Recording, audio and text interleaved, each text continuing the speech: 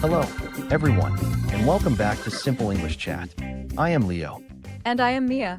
It's so good to be here with all of you again. Today, we are not in our usual studio, are we, Mia? No, we are definitely not. This is a very special episode because we are in a very special place. We are in Greenland. That's right. We have rented this small, warm studio for a few hours to record this episode for you. It's quite cold outside, but very beautiful. Very beautiful indeed. And for those of you who might not know much about Greenland, it's a very interesting place. Let's start there, Leo. Where exactly is Greenland? Good question, Mia. For our friends learning English, let's make it clear. Greenland is a very large island. It is the world's largest island, actually. Yes, it's huge. It's in the North Atlantic Ocean. It's between the Arctic Ocean and the Atlantic Ocean. If you look at a map, it's up near the top, close to the North Pole. That's right. It's very far north. Because of this, much of Greenland is covered in ice all year round. A big ice sheet covers most of the land. It's a very cold place, but it has a unique beauty. The ice, the mountains, the sea, everything looks very grand and powerful. And it's also interesting because, even though it's so big, it's not an independent country. Mia, can you tell us more about that? Of course, this is a good point for everyone to understand. Greenland is technically a part of Denmark. Denmark is a country in Europe. So, it's like a family connection, but Greenland is far away from Denmark. Exactly. Greenland has its own government, and it makes many of its own rules, but it is still part of the Kingdom of Denmark. It has a special status. People in Greenland are Danish citizens. So, when we flew here, we came from Copenhagen, which is the capital city of Denmark. It was a long flight. Yes, it was. But it was worth it. The views from the plane as we flew over the ice were amazing. So, that's a little bit about where Greenland is and its connection to Denmark. We wanted to share that context with you. Now, let's talk about what we've been doing here. We've been here for almost a week now, and we've done so many cool things. We have. Let's start with some of the things we did together. What was your favorite, Leo? My favorite thing we did together was definitely the dog sledding. That was incredible. For those who don't know, dog sledding is when a team of dogs pulls a sled, which is like a small carriage, over the snow and ice. It was an experience I will never forget. We sat on the sled, wrapped in warm blankets, and the dogs just ran and ran. The air was so fresh and crisp. And the silence. When the dogs weren't panting or the sled wasn't moving too fast, it was so quiet. Just the sound of the snow under the sled. It felt like we were in another world. It truly did. We saw some amazing views during the dog sledding, too. Frozen fjords and huge icebergs in the distance. And the dogs were so friendly. At first, they were very excited, barking and wanting to run. But once they started, they were so focused. We also went on a boat trip together, didn't we? That was another highlight. Oh yes, the boat trip was fantastic. We went out into the fjord to see the icebergs up close. An iceberg is a very large piece of ice that has broken off from a glacier and is floating in the sea. Some of them are absolutely enormous. They are, and they come in all shapes and sizes. Some looked like mountains, others like strange sculptures. The color of the ice was amazing too. Some parts were a deep blue. Our guide told us that only about 1/10 of an iceberg is visible above the water. The other 9/10 are hidden below. It's like a giant secret underwater. That's a good way to describe it. It makes you realize how powerful nature is. We kept a safe distance, of course, because icebergs can be dangerous. They can move suddenly or even break apart. Yes, safety first. But it was an incredible sight. We spent a few hours just cruising slowly, taking pictures, and just feeling very small next to these giants of ice. We also visited a small local village. That was interesting to see how people live here.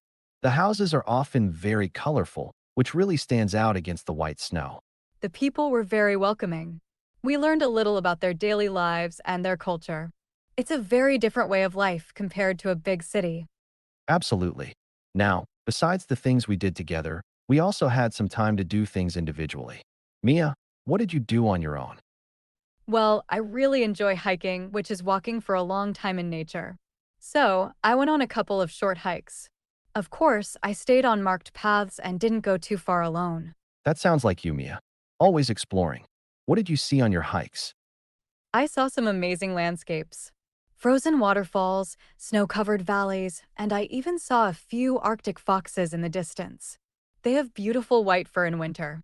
It was very peaceful. Just me and nature. That sounds wonderful. I can imagine the quiet. And what about you, Leo? What did you do when you had some free time? I decided to try something a bit different. I went ice fishing. Oh, that's right. How was that? I was curious about it. It was an experience. For those who don't know, ice fishing is when you cut a hole in the ice on a frozen lake or sea and try to catch fish through that hole.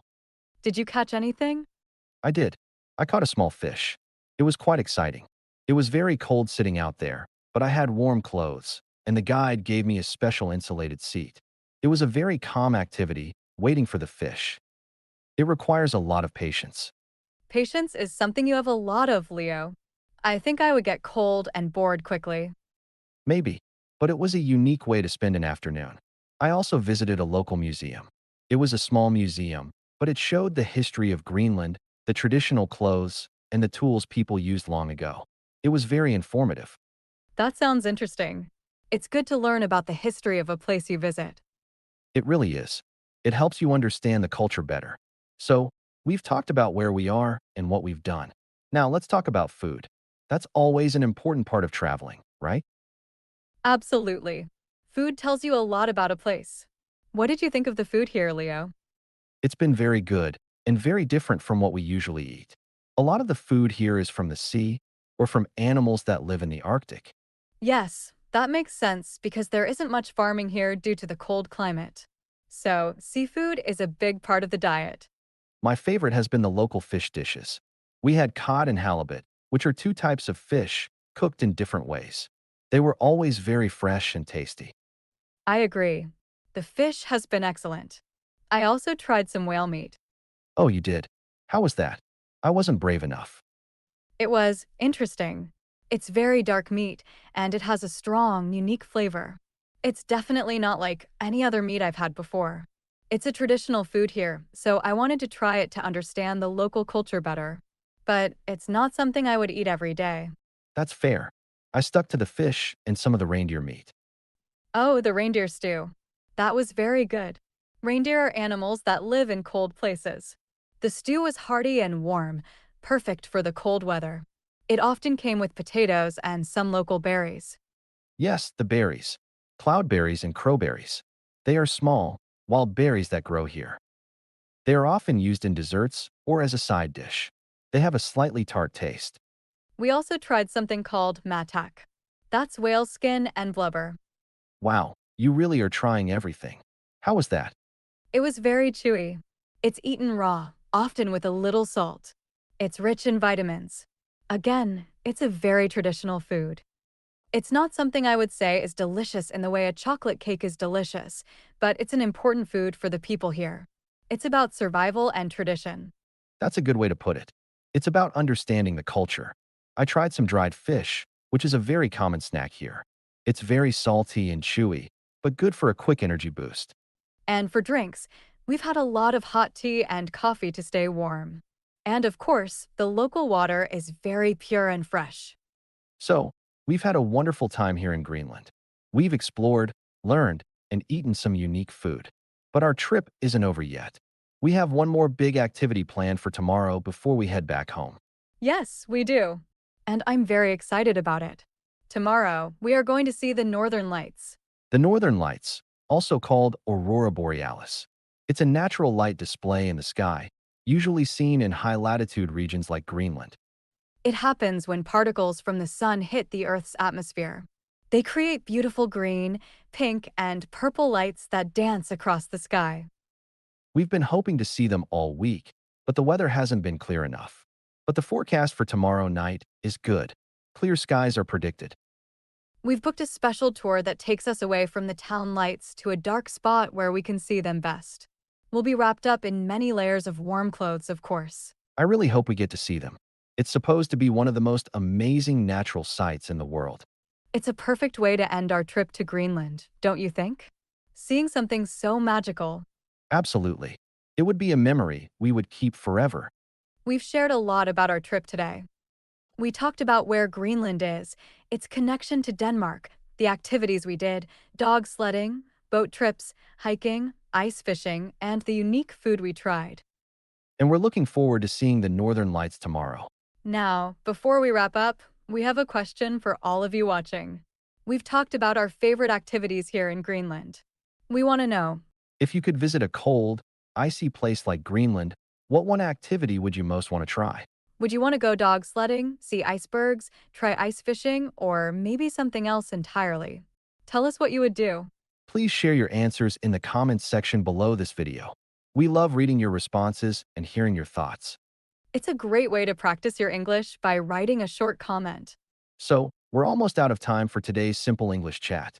But before we go, Mia has something special for you. Yes, as always, I want to go over some of the new or interesting words we use today. This can help you remember them and use them in your own English conversations. Take it away, Mia. Okay, everyone, listen carefully. Here are some words from today's chat. Island. An island is a piece of land completely surrounded by water. Like Greenland is a very big island. Technically, this word means something is true in a strict or exact way, even if it might seem different. We said Greenland is technically part of Denmark. Independent. This means free from the control of others. An independent country makes its own rules. Context. This refers to the situation or information that helps you understand something. We gave you the context of Greenland's location. Sledding. This is the activity of riding on a sled, which is like a small vehicle over snow or ice. We went dog sledding. Incredible. This means very difficult to believe or simply amazing and wonderful. The dog sledding was incredible. Highlight. This is the best or most interesting part of something. The boat trip was a highlight of our trip. Iceberg. This is a very large piece of ice floating in the sea. We saw many huge icebergs. Visible. This means able to be seen. Only a small part of an iceberg is visible above the water. Enormous. This means extremely large. Some icebergs were enormous. Fjord. A fjord is a long, narrow, deep inlet of the sea between high cliffs. We saw frozen fjords. Cruising. This means traveling smoothly and easily in a boat or car. We were cruising slowly near the icebergs. Individually, this means doing something alone, not with others. We also did some activities individually. Hiking. This is the activity of walking for a long time in the countryside or mountains. Mia enjoys hiking.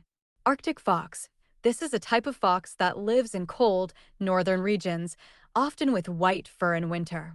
Mia saw Arctic foxes. Ice fishing. This is the activity of catching fish through a hole cut in the ice on a frozen body of water. Leo went ice fishing. Patience. This is the ability to wait or to continue doing something difficult without becoming annoyed. Ice fishing requires a lot of patience. Informative. This means providing a lot of useful information. The museum was very informative. Climate. This is the usual weather conditions in a particular place over a long period. Greenland has a cold climate. Cod. This is a type of fish often eaten. We had fresh cod. Halibut. This is another type of large flat fish. We also ate halibut. Whale meat. This is meat from a whale. Mia tried whale meat. Unique. This means being the only one of its kind. Very special. Whale meat has a unique flavor. Reindeer. This is a type of deer that lives in cold northern regions, also known as caribou. We had reindeer stew. Hearty. This means filling and satisfying, often used for food. The reindeer stew was very hearty. Berries. These are small, soft fruits. We ate local berries. Tart. This means having a sharp, sour taste. The berries had a tart taste. Madak. This is a traditional Greenlandic food made from whale skin and blubber. Mia tried matak. Chewy. This means food that needs to be chewed a lot before swallowing. Madak is very chewy. Blubber. This is the fat of whales and other sea mammals. Matak is made from whale skin and blubber. Traditional. This means something that has been done for a long time in a particular culture or group. Matak is a traditional food. Northern Lights / Aurora Borealis. This is a natural light display in the sky, seen in cold regions. We hope to see the northern lights. Display. This means a show or exhibition. The northern lights are a natural light display. Forecast. This is a prediction of future weather. The weather forecast for tomorrow is good. Magical. This means having or seeming to have supernatural powers, or simply wonderful and enchanting. Seeing the northern lights would be magical. Responses. These are answers or replies. We love reading your responses in the comments. Wow, Mia, that was a lot of words. Thank you for breaking them down for everyone. You're welcome. I hope it helps our viewers. So, that's all from us here in Greenland for today's Simple English chat. We hope you enjoyed hearing about our adventures. Don't forget to put your answer to our question in the comments below. And remember, keep practicing your English every day. Even just a little bit helps. We'll see you next time on Simple English Chat. Bye for now. Goodbye.